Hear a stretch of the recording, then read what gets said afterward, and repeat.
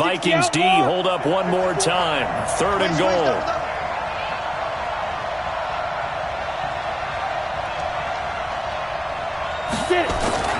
Lock now on 3rd and goal. Flush to his right. To the goal line, but it's incomplete.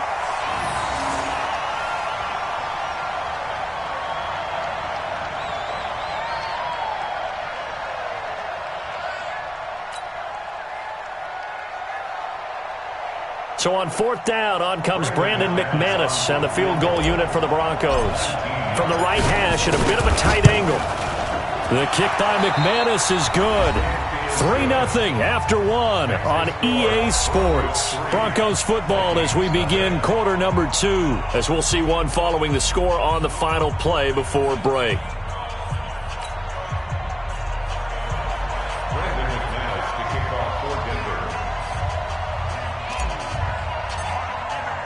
Now McManus on to kick this one off. This will be taken to the back of the end zone. And no run back here. This will be a touchback, and it comes out to the 25-yard line.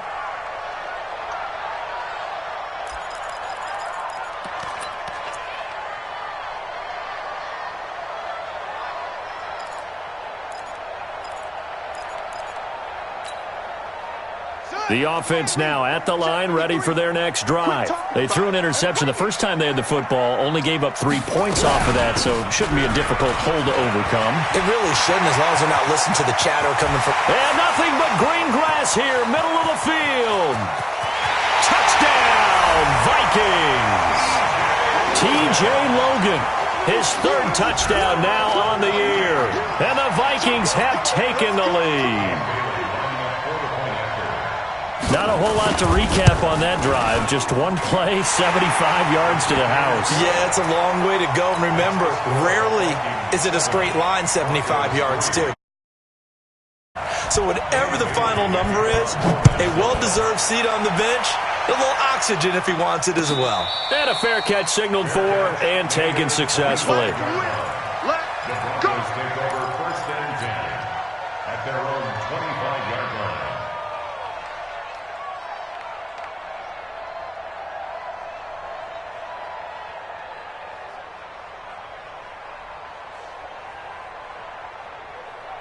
The Broncos onto the field, ready to start their next drive. And still a lot of football to be played in this season. We're only in November. A lot can happen between now and January. But if it ended today, they would just be on the outside. He rifles one that's intercepted. Picked up by Justin Reed. And Brandon, this is a real nice job defensively of getting inside a quarterback's head and figuring out, okay, where's he going with the football? Because you can make an educated guess defensively. Not all the time, but sometimes. And when you're right, you've got a decent chance of coming away with the football.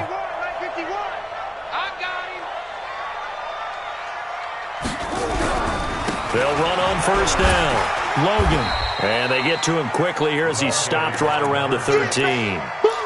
On the stop that time, it was Josie Jewell. Partner, you know I love to point out when teams break tendency and do something a little bit different from the norm. But when you run the ball in the first play of the drive, that's not a tendency breaker at all. That's just trying to establish yourself as you move forward. Throwing on 2nd and 8. Brissett. Looking end zone, but it's incomplete. Stephon Diggs, his intended receiver. 3rd down here. Quarterbacking 101. Never force the ball into double coverage, especially not this close to the goal line. The windows are so tight, you just don't want to force it in there because it could be tipped up and picked off.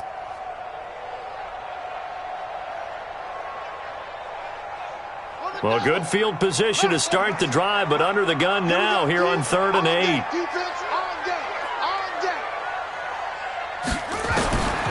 Out of the gun, Brissett. Looking for Diggs, and it's intercepted. Picked up by Leighton Vander Esch. And a big turnover there as his guys will get the football back. Brandon, this is why golfers do their best to never count a score in their head before the ball goes in the cup. This looked like a slam dunk for points on this drive, didn't it? Instead, they throw an interception, and they're going to come away empty. They'll start on the ground with Lindsey, and he'll lose yardage and be down at the 7-yard line. That sends him 2 yards in the wrong direction and leads to second down. An interesting and intriguing decision there defensively because they kept extra DBs on the field despite seeing the multiple tight end look that came out for the offense. I thought they were going to switch out of it. I didn't know if they felt they didn't have time or what the case was. Well, in any event, the extra speed allowed for great penetration as they stuffed that one behind the line of scrimmage. Now, meanwhile, a pass that should have been intercepted, but it winds up falling incomplete. He was looking to get it to Philip Lindsey there, and it's third down. Clock now to throw. He's going to rifle one deep left side, and that'll be incomplete. Now, they took their shot all right, but it comes up empty, and it's fourth down. I know he wants to get his team back in the game, but a 50-50 ball right there that maybe was a little questionable. Yeah, he's pretty lucky to get that one back. I think that sometimes these quarterbacks play with a lot of confidence that borders on arrogance, and that can put your team in some Dutch. Yeah, especially maybe want to look at some safer routes after the interception he had that ended their last drive. The Minnesota offense about ready to get this next drive underway. And 2 picks thrown here in this first half alone. We'll see how that affects it. Can't wait to see where his confidence is because the great ones, they'll throw 4 or 5 picks, and while it'll hurt their team, it won't hurt their confidence. They'll think something was just wrong with the ball or the wind or something was funny. It's never about them. That's how they stay so into the moment and into the game. So after the incompletion on first, now 2nd and 10. On the carry, it's Logan, and he's got it across midfield and into Denver territory. Todd Davis, the Broncos' leading tackler last year, up to make the stop. Mike, 53, Mike. Brissett from the gun on third. And for the 3rd time here in this half, it's intercepted. Picked off Byron Jones. And they are going to take over right there at the 22-yard line. The offense back out there at the line, ready for their next drive. And on the last go-around, they really couldn't get anything going. They had to punt from deep inside their own territory, which means you're going to lose the field position battle as a general rule. What they're looking for now is a little more consistency, move the ball at least a few times on offense, get a couple of first downs, and hopefully flip the field. Yeah, just something to build off of. That's what they're looking for here. General West. On 2nd down, it's Lindsey. A gain of 13. It's a first down. Well, we talked about Philip Lindsey so much last year, but it bears repeating. Undrafted in 2018. The Broncos would sign him in May, and that was a good decision. He would have a 1,000-yard season, 9 touchdowns en route to a Pro Bowl appearance. So from undrafted to playing in the Pro Bowl in 10 months, that's pretty clean living for Philip Lindsey. On first down, Locke. And nowhere to fit that football in. It's knocked away and incomplete. Deshaun Hamilton, the intended receiver, but it'll be 2nd down. So they'll come up after the incompletion for 2nd down. On 2nd down, a run with Lindsey. Call it about a gain of 3, and they'll be looking at a 3rd and 7 coming up. Pretty good little 2-play sequence there. You force the incompletion, then a very short pickup. Yeah, now maybe you bring in an extra defensive back or 2 because you want to try and defend on 3rd down. They like to play those nickel or sub packages, don't they? Now the Notre Dame man, this is Theo Riddick. And he's not going to get anywhere close to the marker as they'll stop him well short of the yellow line. Just a gain of 2 there, and it's going to bring up a 4th down. The Broncos send out their punter now. He'll boot it away from about his 35. 44 on his first punt, and this is a good kick as well. Come on, man. Let's go. Here are the Vikings now to start their next drive. And with 3 interceptions thrown already, we'll see. Do they rely more on the ground game here? They may have to change things offensively to try and settle things down, not just for the guy throwing the ball, but for the rest of the offensive unit, because their confidence has to be shaken a little bit. And you just wonder, is the backup going to start to warm up a little bit over on the sideline? So the first play of the drive lost 4. Now they'll look to move it forward here on 2nd and 14. Brissett. Open here, Adam Thielen. And he's able to get this one all the way past the 30. A gain there of 21 yards. It's a game of matchups, and that's why you take your receivers and move them around a bunch, especially your best guys. And when they work out of the slot, you often hear the coaches talk about how great it is because it gives you a two-way go. You can break out or you can break in. That makes it hard to defend. They'll wind up losing 4 yards on the play, and that's going to make it 2nd and 14.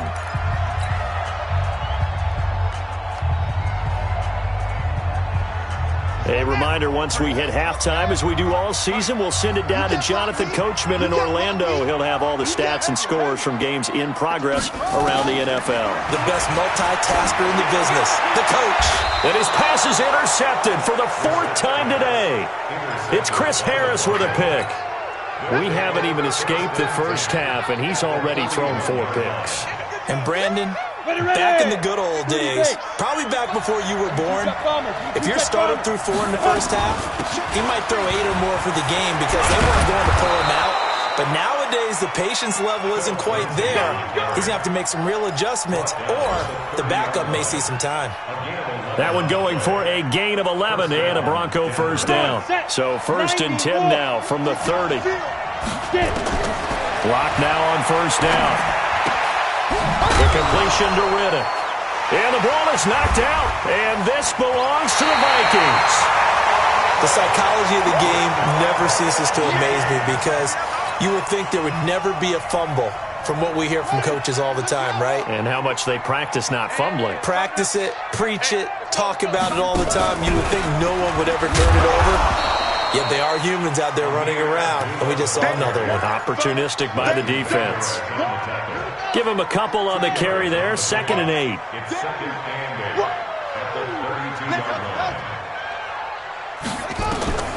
Throwing on 2nd and 8. Brissett. Throw left side on target to Thielen. 11 yards there. 1st down. The Vikings going to signal for the first of their timeouts as the clock shows 50 seconds to play here in half number 1. This has to go down as one of the simpler routes in the playbook, but oh so effective. Nice completion there. Keeps the sticks moving.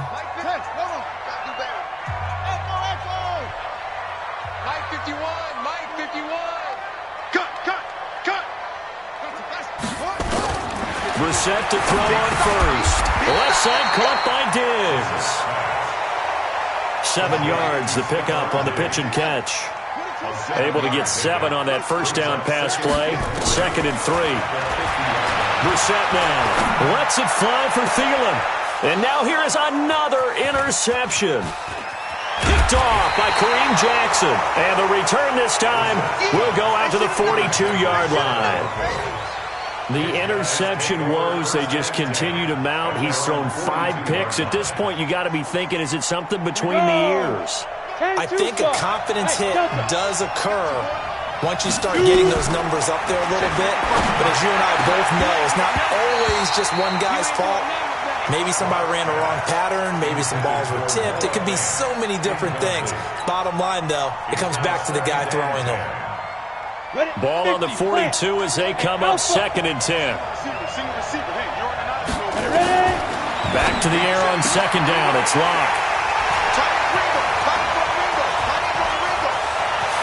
There he goes left side.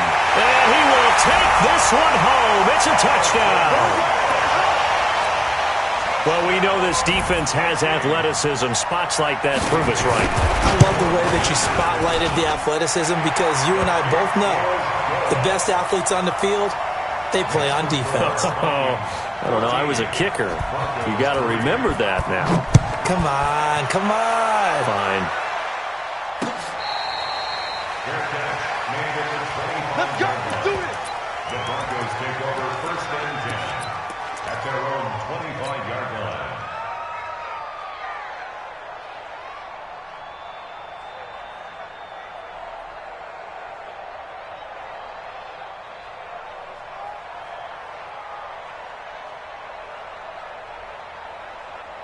The offense now at the line, ready for their next drive. Time here for likely one play, then off to the locker room, and they're going to have some adjustments to make. They certainly will, and I think a lot of people are thinking to themselves, all right, take the knee, get out of here, regroup.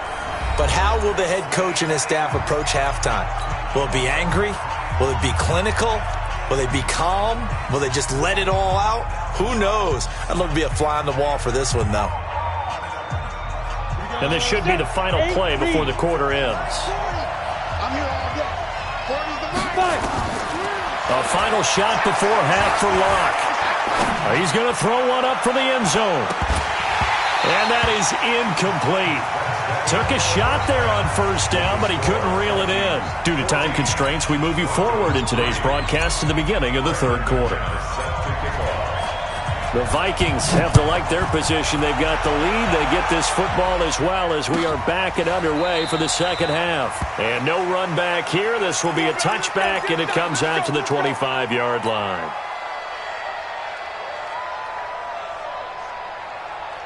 The Minnesota offense about ready to get this next drive underway. They built a good first-half lead. Now they have a chance to add on to it. And what I'm thinking is that the offensive staff spent the entire halftime just working with them on, here's what we think they're going to do to attack us in the second half. Nice first half that we've had, guys, but be prepared for some change-ups. We're going to see them when we kick it off in the second half. See how they handle any adjustments that might be made defensively. And some room to roam now. And he's able to get out to the 32, brought down there. That was huge after being behind the chains on first down to make this second very manageable. Yeah, how much pride do you have in an offense on first down to get that kind of yardage? Because it actually opens up your playbook on second down. You can run it, you can throw it, you keep a defense off balance. I like that phrase, stand ahead of the chains, and they're doing exactly that. They'll operate from the 32-yard line here, 2nd and 3. Check nine. A first carry for Samaje Perine. And he is met quickly in the backfield. Down he goes, folded like a lawn chair. And plays like that are exactly what this defense needs here early in the second half to give it a little spark. I think their halftime adjustments, what they talked about, maybe it's just a little inspirational speech. Who knows? But looks like they're ready to go. Mike. Let's go, defense. Let's go, defense. And here we go. Brissett sets to throw it. The open man is Smith. And getting this just shy of midfield, they'll spot it at the 49. 17 yards, first down, Vikings. I like how they work the tight end on a nice little under route there. And if you're going to give him that much space, he's not even going to catch the football. He's going to run away from you a little bit, and that's exactly what he just did there, picking up extra yardage.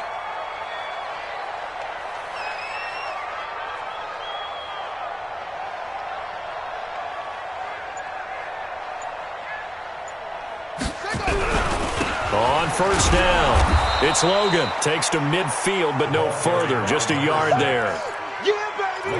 They tried a quick hitter inside, but that one was swallowed up because what they're hoping, those big defensive linemen will take the bait and move laterally and open up a crease that they can run through. Didn't happen on that play.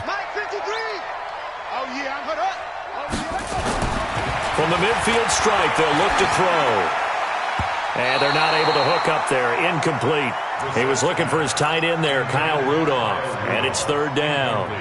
Trying to get their tight end involved finally. That's the first time that they've looked his way. He's kind of been a forgotten man in this offensive scheme. Yeah, it didn't look his way at all in the first half. And I'll bet you the offense coordinator made a note at the half and said, let's get him involved because he could be a big-time playmaker for us. 53, Mike.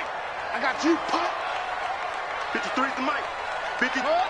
Movement there on the offensive line. A little quick and a 5-yard penalty. And that'll be accepted, of course, and that moves him back 5. So the false start certainly doesn't help matters as they'll try again now. 3rd and long. From the shotgun, it's Brissett. Lets it fly. It's caught inside the 25. And they'll wind up getting this one all the way down inside the 20. And give them a gain of 37. So the big play means just like that, they'll operate from the red zone now on first down. On the bootleg, it's Brissett sliding out of the pocket. And he's going to have to eat this one as down he goes. Bradley Chubb, he's the one to get him, and that is sack number 7 for him on the year. Got to imagine the pass rush will be equally intense here on second down following the sack. It's 2nd and 18. There's Brissett. And he'll be brought down inside the 20 at the 19. Give him 7 there on the tuck and run, and they're in better shape now for third. While you admire anyone trying to pick up an additional couple of yards, they're just not worth it when you take shots like that. Quarterbacks have to stay in the game and stay on the field.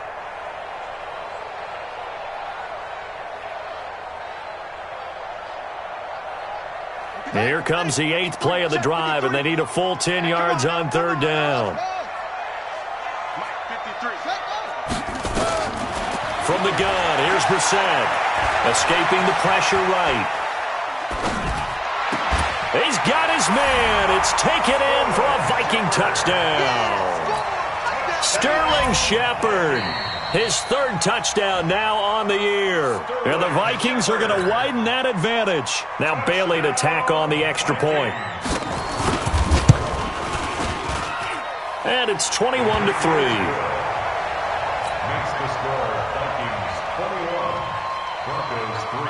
Bailey now to kick it away after the touchdown. That's fielded in the end zone. And in hindsight, probably should have stayed where he was, as he'll only get back to the 16-yard line.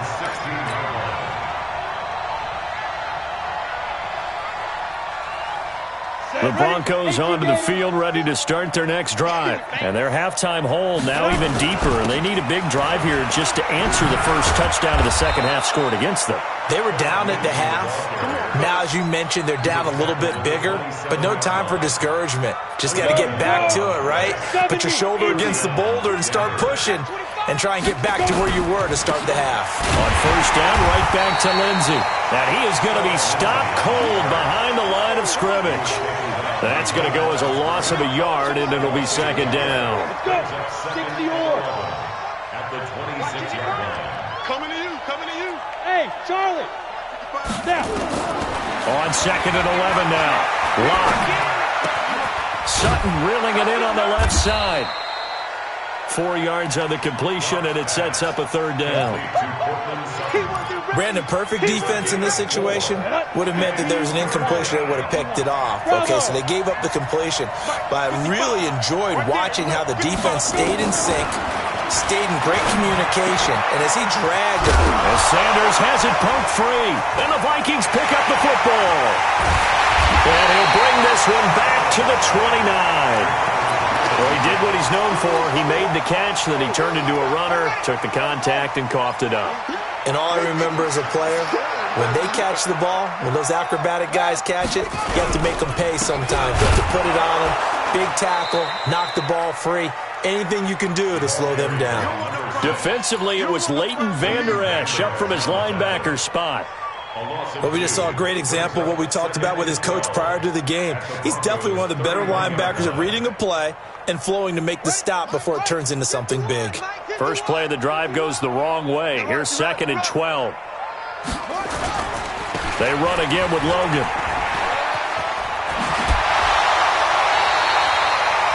They're trying to show that they can run the ball, protect this lead, give it to the backs, play a little bit of keep away, don't you think? And that's probably a good philosophy at this point, going to make that defense stand up and stop them.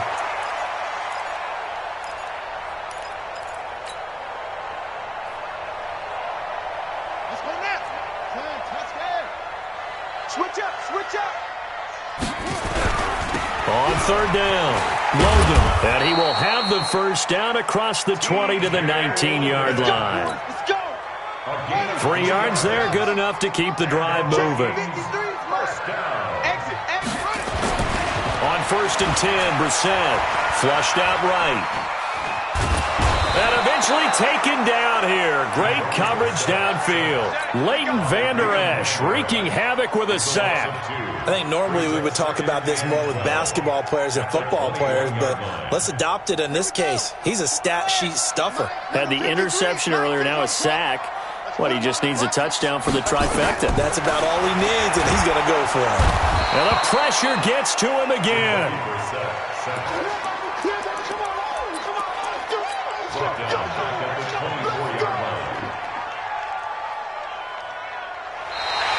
And we return, welcoming you back to Minneapolis.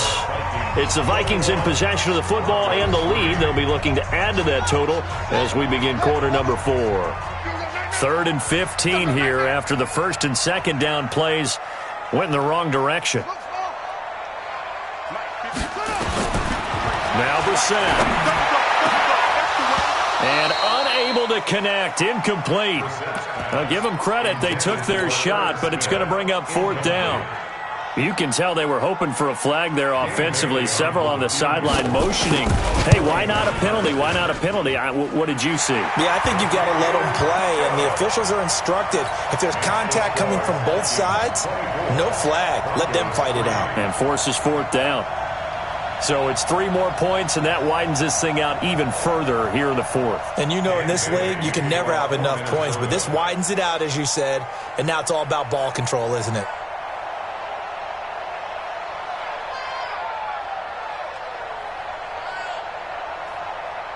Now, after the field goal, Bailey will kick it away.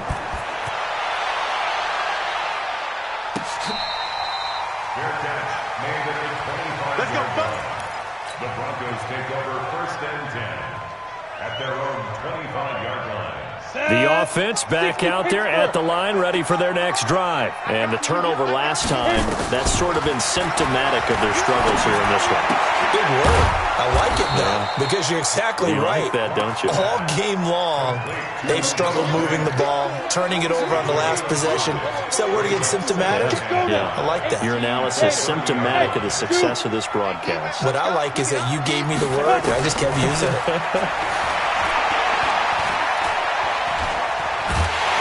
And the pressure will get to him.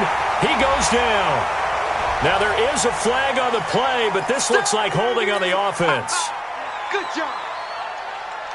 So, following the holding call, what can they do here on 3rd and long? On 3rd and long, it's Locke. And he hits his target, Deshaun Hamilton. And they're able to get this one across the 35. They call it a gain of 19, and it moves the chains. Line of scrimmage, the 37 on 1st and 10. Here's Locke to throw. The Vikings after him, and they get there for the sack. Everson Griffin able to record his 5th sack of the season. And you hate to say it with a rookie quarterback. He's done some good things, but overall, looked a little bit overwhelmed back there, hasn't he? He certainly has. But in his defense, he hasn't had a lot of time to throw the football. You like the way I said that? In his defense, I got it. You see what I did there? He needs better protection, that's for sure. And now look at this. Big gain, but a fumble. And the Vikings pick up the football. And he's able to get it back to the 33-yard line. And with that kind of a deficit, you can't afford to make any kind of mistakes. But it's been pretty symptomatic of what we've seen all game with them, isn't it? Down this big in the fourth quarter. You'd say an afternoon to forget, absolutely. A 1st down run, not going to get them a whole lot. Maybe a yard. Yeah, it looks like just 1 yard there. So that'll bring up 2nd and 9. Bottom line, they want to keep this clock rolling, so they'll take that one right there. They just want to keep falling forward, and they want to put the onus on the big fellas up front in order to bring this one home. They go play action with Brissett.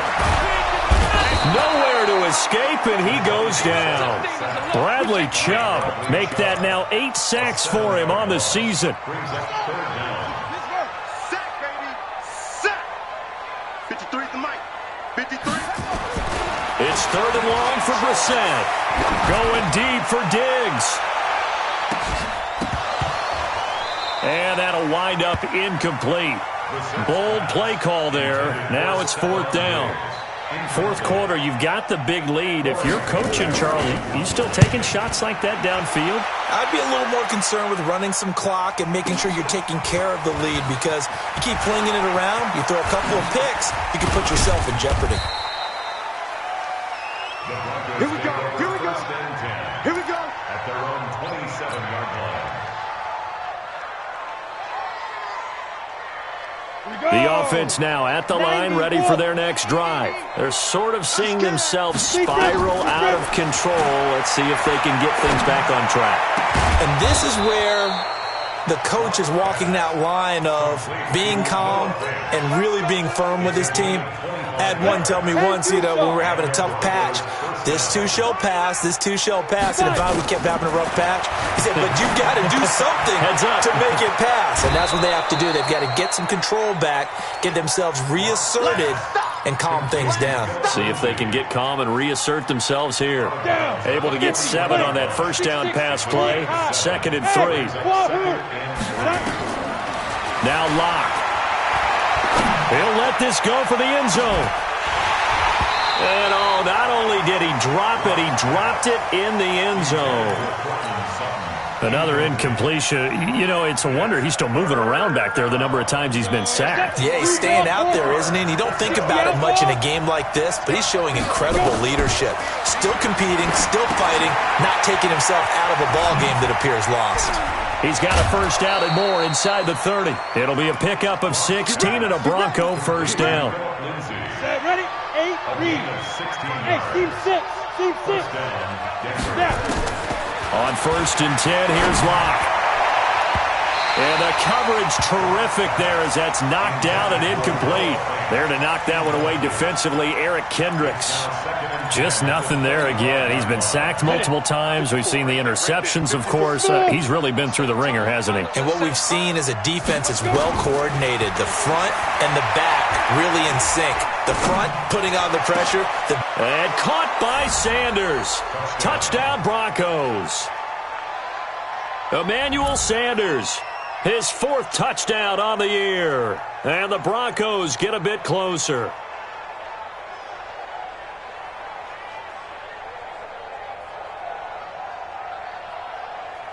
On here, Brandon McManus for the point after. And this is up and good. That'll make it a score now of 24-10.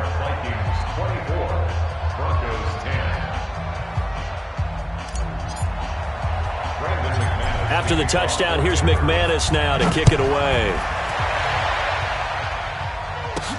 This one taken just inside the 10.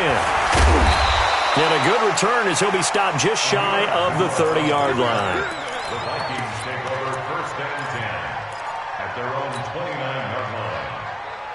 Here are the Vikings now to start their next drive. Now, the previous drive they punted, but that was just the first time they've had to do so in this game. And when they turn on the game film, the coaches will rant about this, right? They'll say, oh, God, we got to move the ball, guys. We can't punt the ball away.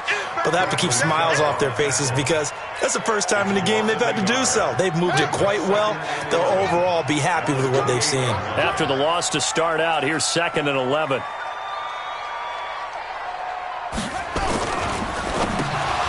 That's incomplete. Nearly another pick. My goodness. Trying to decipher what's going on out there because I don't know if he's just getting bad reads. I don't know if the defense is confusing him. I don't know if he just has, bad info and intel before he snaps the ball. But he's made some pretty bad decisions with the football lately. Yeah, several bad decisions on the interceptions he's thrown in. Frankly, that should have been another pick right there.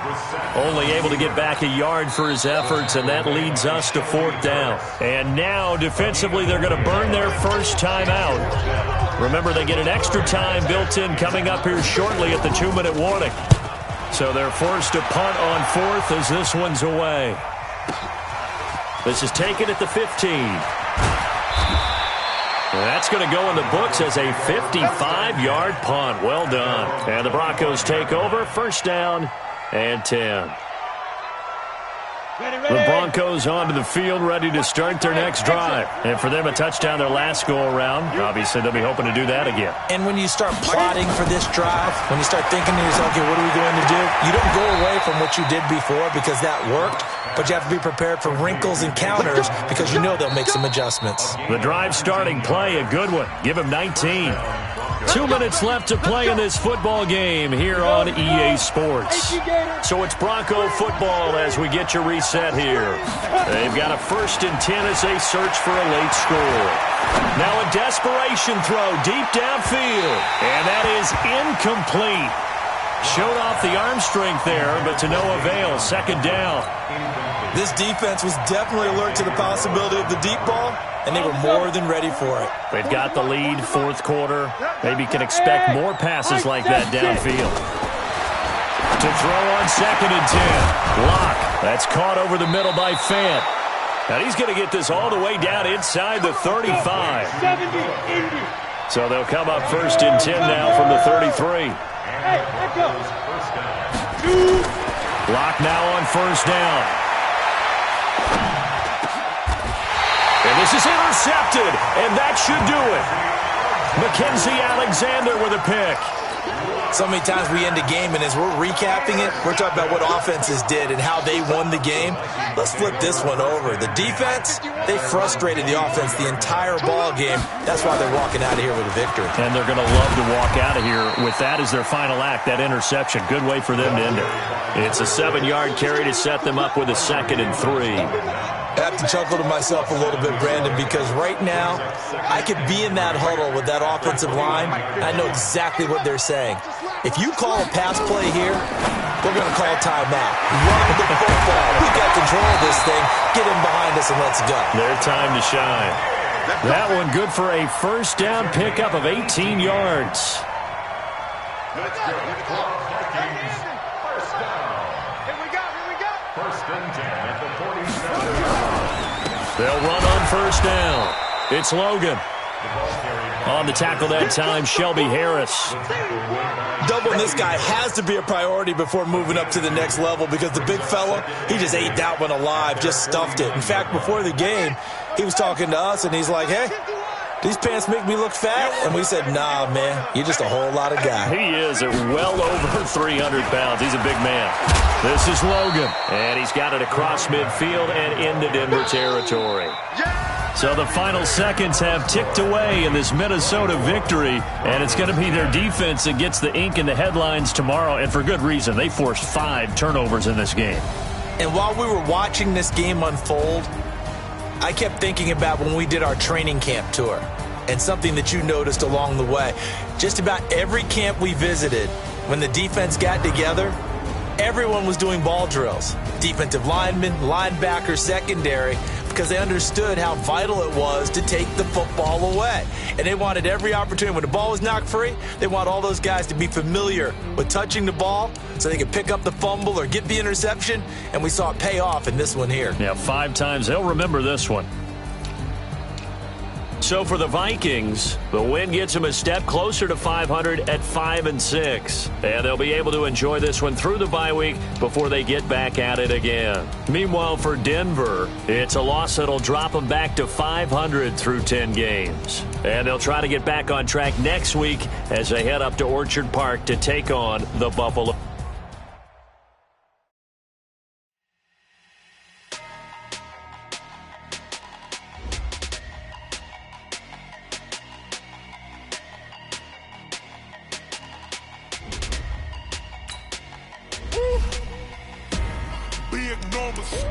Big numbers, 100-minute bag, that's a big number.